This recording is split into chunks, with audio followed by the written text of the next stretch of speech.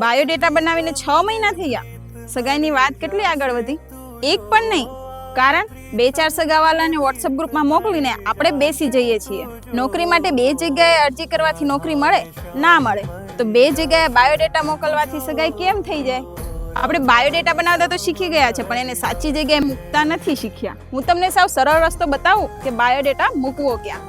એક એવી એપ છે જ્યાં ફક્ત આપણો આહિર સમાજ છે, બીજા કોઈની એન્ટ્રી જ નથી, અને જ્યાં આખું સમાજ જીવનસાથી શોધી રહ્યું છે, ત્યાં બાયોડેટા નહીં મૂકીએ તો ક્યાં મૂકશું? એપનું નામ છે આહિર મેટ્રોમોનિયલ એપ.